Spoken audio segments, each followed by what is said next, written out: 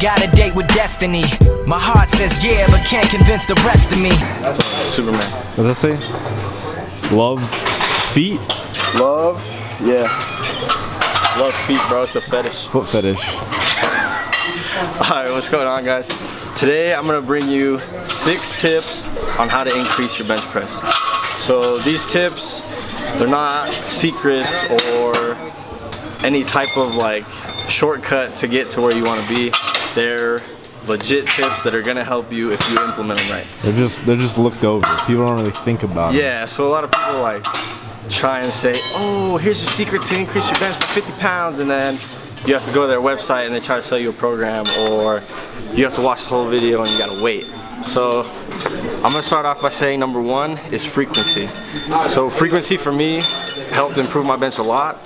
Before my meet, I was benching once a week, and then I increased it to 3 times a week. So I would bench Monday, Wednesday, and Friday. Now with that being said, you have to hit all rep ranges. So Monday is heavy bench, Wednesday would be volume bench, and then Friday would be some sort of accessory bench. So you can do banded bench, you can do floor press, you can do bench with your feet up, you can do any alternative to the bench press. And the reason that I say that's the most important one is because you want to create a motor pattern for your muscle and for your brain. So you want it to become second nature. And when you hit all muscle fibers, fast twitch, slow twitch, is when you start working the muscle. It's when you get bigger. And as you get bigger, you're going to be able to handle more loads, which means you're going to get stronger. So with creating a motor pattern, you guys want to have a setup or a routine that you guys do every single time that you bench. So for example, let me show you mine. So I sit on the edge of the bench, I retract my scapula, and then I fall.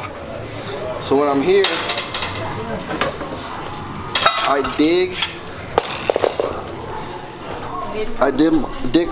dig my upper back into the bench, and then I put my butt down, and I bring my legs back.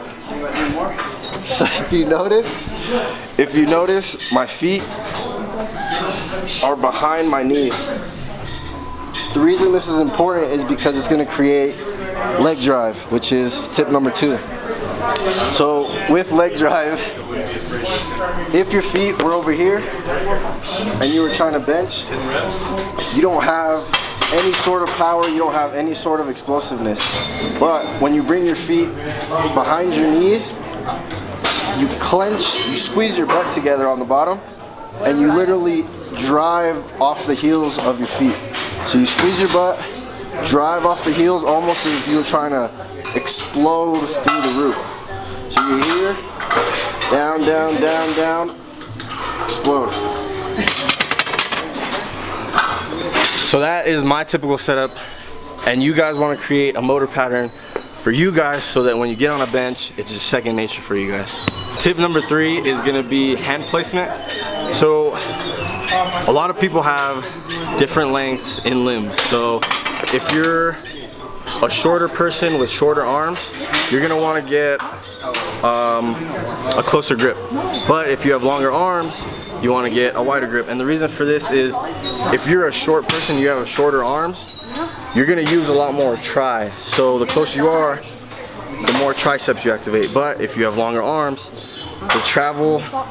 the amount of length that the bar has to travel when you have long arms diminishes when you have a wider grip. So for example, for me, this is my grip. So I go ring finger on the second ring. And you want it, when you look in the mirror, you want it to look like a perfect box. So for me, this is obviously too close because my elbows are flaring out and I don't have any drive from here because I don't have short arms, so it doesn't allow me to tuck and press with my triceps. For me, I have to get a wider grip, come here, so my range of motion becomes shorter and I have more power to explode off of. So tip number 4 is going to be a cue that helped me out a lot and it helped Adam out a lot. And the cue is imagine you're bringing your chest to the bar instead of just lowering the bar. So if you look at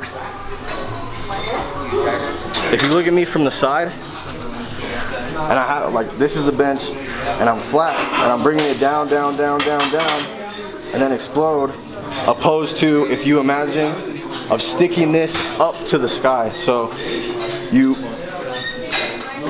squeeze, bring your chest to the bar. So you want to imagine pulling the bar instead of pushing. And it sounds kind of weird because when you bench, it's obviously a pushing motion, but when you imagine pulling the bar to you, it automatically brings your chest up. So here, here, here, and it allows you to stay tight. What does that mean, stay tight? Stay tight? So this is tip number 5. When you stay tight, it means that if you stay tight in the bench press, your back will cramp and it will hurt. That's the whole point of it. When you stay tight, it literally means that you're activating everything in the bench press. So the bench press, you're activating lats when you get to the bottom. They help you push. You're activating triceps. They help you push. And then you're activating front deltoid because it's a secondary muscle for the bench press. So the reason for my setup earlier was to stay tight. So from here, like I said, I dig my upper back and my scapula into the pad, and then my butt I bring down. So you want to have a natural curve in your back. So from here, I drop my feet, and when I bring my feet back, it allows me to get a better arch in my back. So then from here, I get a lift off. And a big thing that I learned with bench that Mark Bell actually used to talk about was when you lift out of the rack, you want to pull the bar over your chest instead of unracking it and then doing this. What that does is it turns this into 2 motions, opposed to turning it into 1. So you're here and somebody pulls the bar, you're gonna lose tightness, okay? But when you're here, you're tight, and somebody hands you the bar and you pull it out of the rack, it's gonna keep your lats tight, it's gonna keep your chest up, you're gonna keep your arch, and then from here, chest to bar. See, like now, my back is cramping. That's what's supposed to happen. So chest to bar, explode. And all of these things are things that a lot of people don't think about, but they're really small things that make really big differences. Tip number 6 is gonna be your bar path. So if you look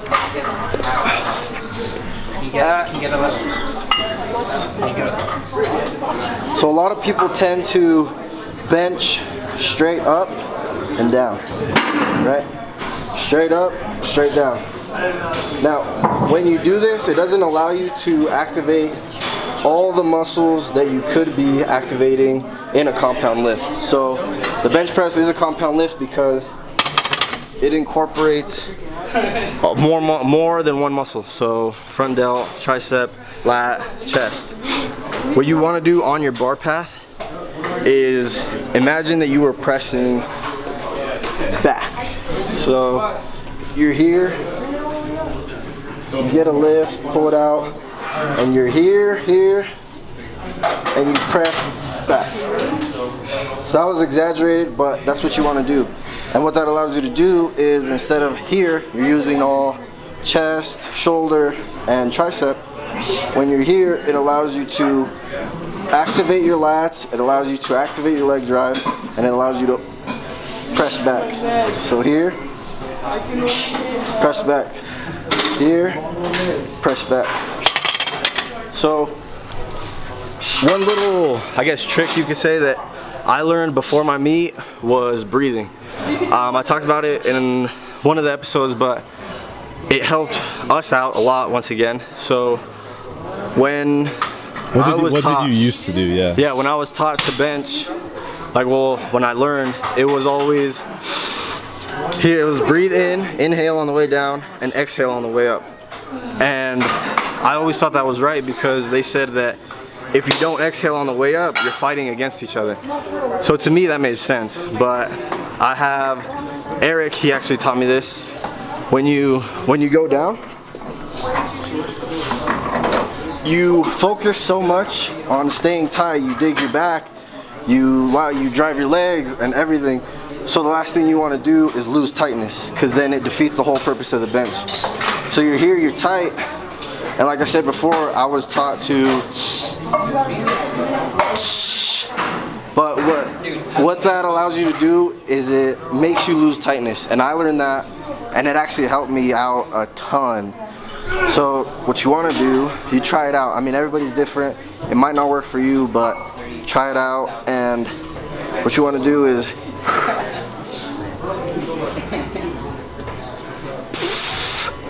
you don't exhale until you get to the top of the rep. So that's another little trick that helps you stay tight in your bench press. And like I said, you work so hard on keeping the tightness in your back and throughout your whole body for a perfect lift that the last thing you want to do is mess it all up by exhaling. But that's a little tip that I picked up.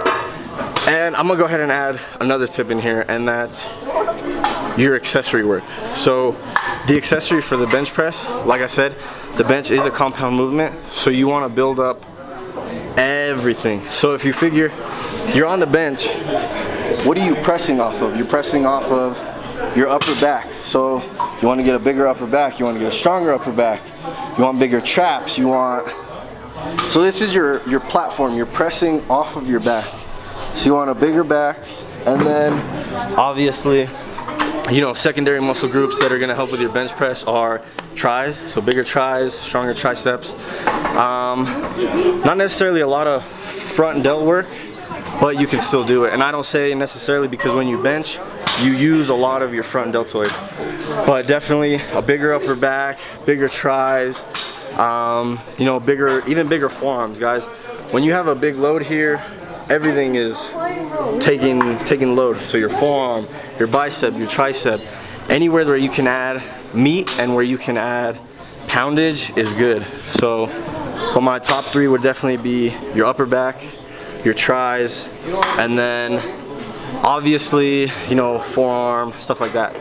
But all these things are little things that sometimes is overlooked and is sometimes not seen to be as important. And I'm trying to give you guys advice that you can actually benefit from. So I'm not gonna sit here and tell you that I'm gonna tell you a secret that's gonna increase your bench. Don't let anybody else hear. Yeah, exactly. So, you know, personally, I think that's really stupid, and what I want to promote on the channel is really helping you guys and sharing knowledge that I've gained throughout the years with you guys. But yeah, other than that, those are 7 tips that will help you increase your bench. And with keeping your back tight, it's gonna hurt at first. It's gonna be painful, you're gonna cramp up, and it's something that you have to get used to. Especially your lower back. Yeah, so even Adam, when he started doing it to stay tight, it was really hard for him to stay tight. But after he got in a rhythm, he actually hit his goal. Yeah, you just have to create a routine that you do every time you step onto the bench. So I talked about that. And okay, one little thing is always set goals. So if you see James right here, James and his, like the people that work out with James, they all have notebooks, they all have pen and paper, and they always write everything down. Now this is extremely beneficial because we forget things, guys, we're human.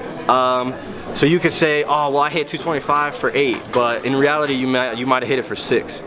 So if you don't hit 6, or if you hit 6 again, then you're gonna be like, oh, well, what the heck, like I hit this for 8.